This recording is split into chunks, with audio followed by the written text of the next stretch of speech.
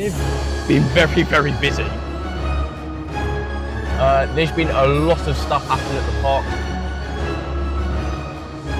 On these wooden planks do actually say the words.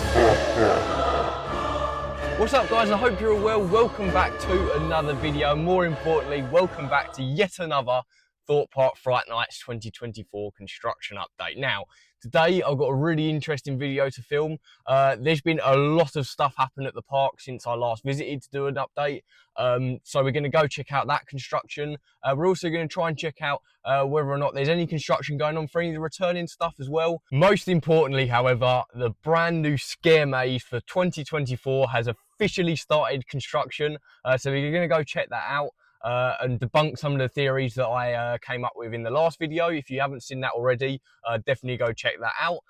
But yeah, let's not waste any more time. Without further ado, I think it's time to get to Thorpe Park. Let's go.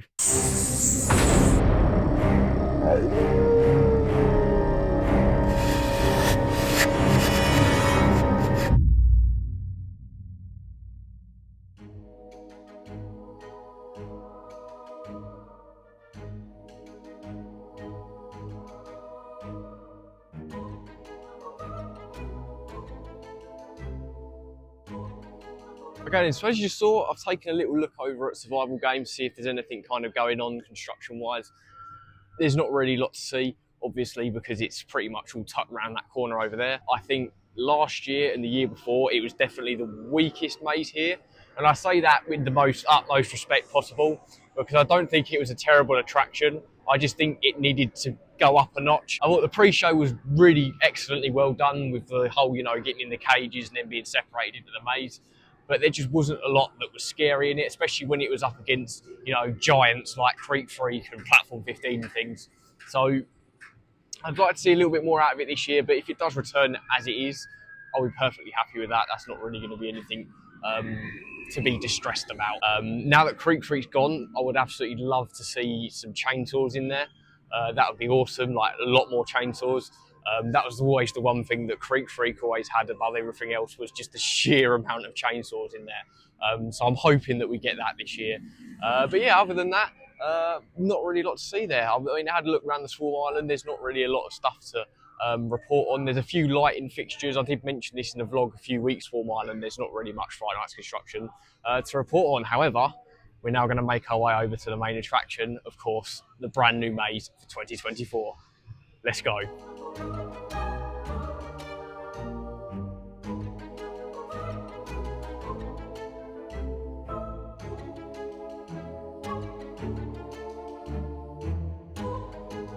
So I'm currently stood in the former site of Soar Alive, obviously, of course, where the Crows of Walking Meadow is situated. And do you know what? I wasn't planning on speaking about anything here, but just standing here now, the sheer size of this area, and obviously the way they're going to go with this area going forward will probably keep it as a scare zone space.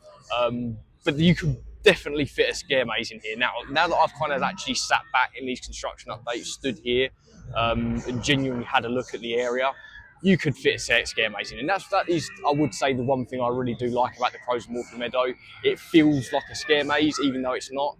And it's a really nice kind of scare zone and a different kind of experience to have at Thorpe Park that doesn't cost money. So now that this pit stop's kind of done and we've taken a look at some of the returning things, just to kind of check and see how they're getting on, it's now time to go and check out the main event. Now, obviously, for those of you that don't know, Thorpe Park is adding the 4th maze to the lineup this year. So on top of survival games, trailers and Stitches, we're also getting a brand new one. My last update that I posted last week was basically centered around trying to figure out where this maze could be. We now know. Basically, for those of you that haven't seen on Instagram or anything, the construction started, but yeah, there's definitely something interesting going on and it's worth taking a look at. But yeah, it's pretty exciting and I'm very excited. Okay, so before the video goes any further, I did just want to mention something that I did actually talk about in my last construction update last week. There's been a little bit of development in terms of the Platform 15 space being used in the future potentially. When I was at the park today, I did actually notice that they've now installed a permanent fence or a permanent gate, I should say, where the entrance to that service road is. So whether or not that's now concrete proof, they're not planning on doing anything with that road now, like ever in the future, I don't know, but I thought it was worth mentioning, considering that I brought it up in my last video. I think it's kind of tips a little bit more towards the fact that it's probably not going to happen again now, but yeah, we'll get back to the video now. I just thought it'd be something interesting to mention there.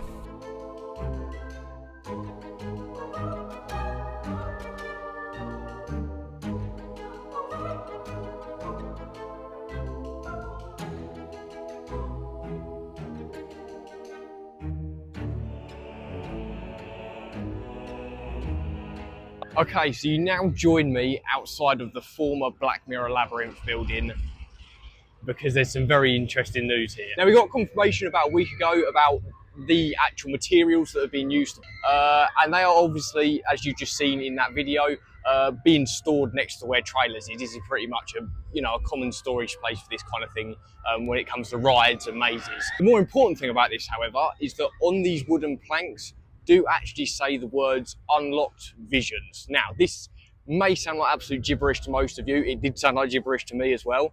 However, these are actually the guys that are behind some of the most beloved Fright Nights attractions over the last recent years. To just name a few, they're behind the Crows of Morecambe Meadow, which I've just been speaking about how great I think it is. And they're also behind Stitches, which was obviously the brand new maze for last year. So they are involved in making the brand new maze for 2024, which is really, really exciting. So I did mention just a minute ago that there was something exciting happening with the site, and that wasn't necessarily the wood that I was talking about. Now, a few days ago, Thorpe Guide uploaded a photo to Instagram with an aerial shot basically of this area, and they've been very, very busy. Now, this isn't necessarily to do with the actual maze itself, more of infrastructure, but they have essentially, behind me now, I can't really get a good view of it from where I'm standing, they have tarmacked basically the entire outside bit of where the old Slammer queue line was. Which is really exciting. It shows that there's a bit more of care being taken with this. We know that Merlin were on about taking Slammer out this year and removing it permanently, which is well overdue at this point. So to see them start tarmacking over the queue line, or the old queue line for Slammer, shows that they're kind of moving on now. But it wouldn't surprise me if, they open up that area a lot more, particularly now that Hyperia is opposite this area. Of course, it's going to get very busy during Fright Nights, so they're going to want to open up this area, particularly if the new maze is here, because you're just going to get a massive crowd of people over at Hyperia trying to get on it, which is understandable. It always used to be a big hotspot for Fright Nights. You had like 3 mazes in there at one point, I think in 2018, before obviously they bulldozed Old Town and put Hyperia in there.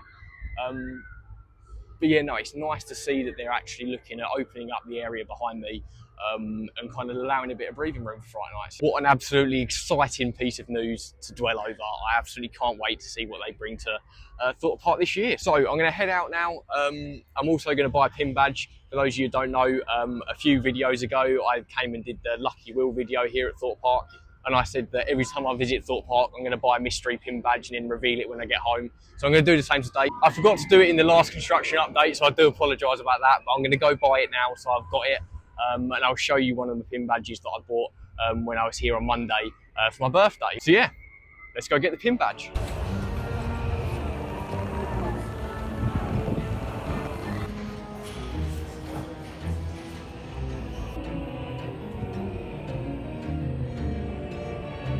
Okay then, so I'm finally back home after a little bit of a long drive, but that's pretty much a standard for Thorpe Park for me.